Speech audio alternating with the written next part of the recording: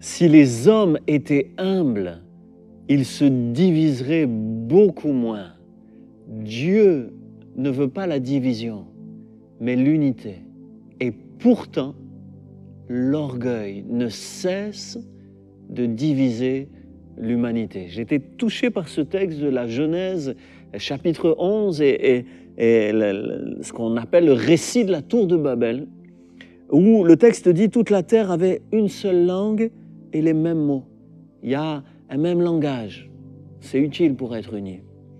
La suite dit « Comme ils étaient partis de l'Orient, ils trouvèrent une plaine où ils habitèrent ». C'est-à-dire il y avait de l'espace. Il y avait de l'espace pour un grand nombre de personnes pour qu'ils puissent rester unis. Ils se dirent l'un à l'autre « Faisons des briques, cuisons-les au feu ». La brique leur servit de pierre et le bitume leur servit de ciment. C'est-à-dire qu'ils avaient aussi acquis un savoir-faire qui leur permettait de construire. Ils avaient une intelligence, ils avaient un génie de la construction et qui leur permettait de réaliser de grandes choses. Donc, un même langage, un grand espace, un savoir-faire pour bâtir des choses. Et puis la suite dit, ils dirent encore, « Allons, bâtissons-nous une ville et une tour dont le sommet touche au ciel. » Ils avaient un projet, un grand projet.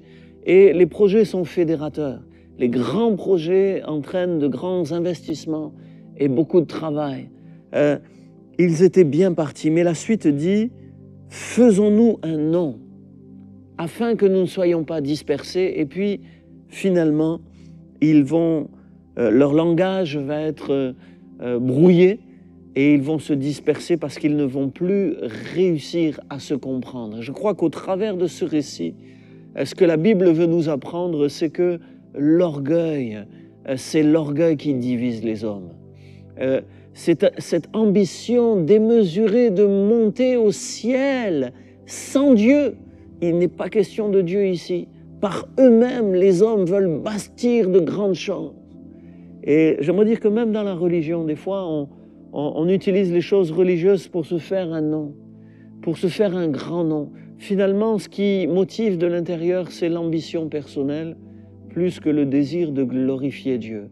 Et j'aimerais dire que cette ambition personnelle, dévorante de l'homme qui veut s'élever par lui-même, c'est ce qui crée beaucoup de séparation et de division. Combien de couples déchirés parce que l'on a refusé de reconnaître ses torts? Combien de couples déchirés parce qu'on a refusé de se repentir, de s'humilier, de s'abaisser pour reconstruire? Combien de choses détruites qui auraient pu être reconstruites si on avait juste dit « pardon, désolé, je reconnais, j'ai mal fait ».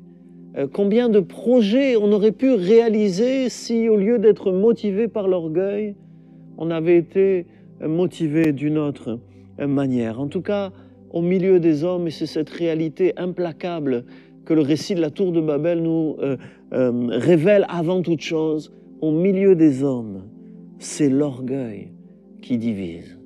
C'est l'orgueil qui sépare et qui déchire.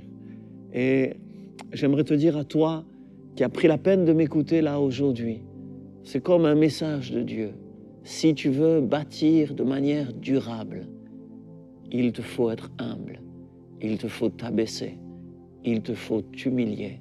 Rien de solide, rien qui dure éternellement sans humilité. L'orgueil divise et l'humilité construit.